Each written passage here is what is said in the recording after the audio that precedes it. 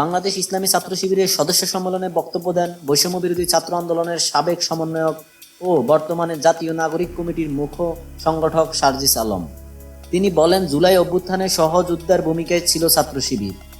জুলাই আগস্টের গণ অভ্যুত্থানে বাংলাদেশ ইসলামী ছাত্র শিবির রাজপথে থাকা, পরামর্শ দেওয়া ও গুরুত্বপূর্ণ পদক্ষেপ সহযোদ্ধার মতো ভূমিকা পালন করছিলেন বলে জানিয়েছে জাতীয় নাগরিক কমিটির মুখ্য সংগঠক সার্জিস আলম। জুলাই অভ্যুত্থানের শুরু থেকে শিবির কর্মীদের প্রত্যক্ষ কিংবা পরোক্ষভাবে পেয়েছেন জানিয়ে তিনি বলেন, কেউ কোনোদিন কোনো সত্যকে চেপে রাখতে পারবে না। সত্য প্রকাশিত হওয়া শুধু সময়ের অপেক্ষা। আজ মঙ্গলবার দুপুরে রাজধানীর ঐতিহাসিক সরোয়ার্দী উদ্যান ছাত্র শিবিরের সদস্য সম্মেলনে দেওয়া বক্তৃতায় এসব কথা বলেন সার্জিস আলম। বৈষম্য বিরোধী ছাত্র আন্দোলনের সাবেক সমন্বয়ক সার্জিস আলম বলেন, বিগত 16 বছরে খুনি শেখ হাসিনা যাকে পটেনশিয়াল থ্রেট, সম্ভাব্য হুমকি মনে করেছে, তাদেরই যেভাবে পেরেছেন নানা তকমা দিয়ে ব্ল্যাক গেমে দোষারোপে খেলে মেতে উঠেছিলেন।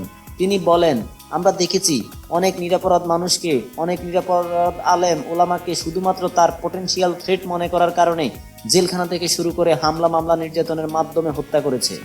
সার্জিস আলম আরও বলেন, বাংলাদেশ ইসলামী ছাত্র শিবির সহ বাংলাদেশের অনেক সংগঠন ও গুরুত্বপূর্ণ ব্যক্তির বেঁচে থাকাটাই দুঃসাধ্য করে দিয়েছিল খুনি শেখ হাসিনা। তিনি বলেন, বর্তমান প্রজন্মের বিবেকবোধ সম্পন্ন বলেই এই প্যাসিস্ট খুনিকে এদেশ থেকে বিতাড়িত করেছে। ছাত্র শিবিরকে কাজের মধ্য দিয়ে গ্রহণযোগ্যতার সর্বোচ্চ পর্যায়ে যাওয়ার আহ্বান জানিয়ে সার্জিস আলম বলেন, আমাদের সবকিছুর আগে, ব্যক্তির আগে, গোষ্ঠীর আগে, দলের আগে পুরো দেশের মানুষ। 24-এর অভ্যুত্থান আমরা একসঙ্গে হাতে হাত মিলিয়ে, কাঁধে কাঁধ মিলিয়ে এবং পরিকল্পনার টেবিলে বসে যে কাজগুলো করেছি, আগামী বাংলাদেশ গঠনে দেশের স্বার্থকে সবার আগে রেখে ঐক্যবদ্ধভাবে কাজ করে যাব।